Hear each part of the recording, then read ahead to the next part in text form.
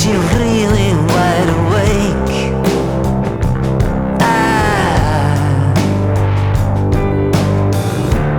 Is she conscious of her beautiful mistake?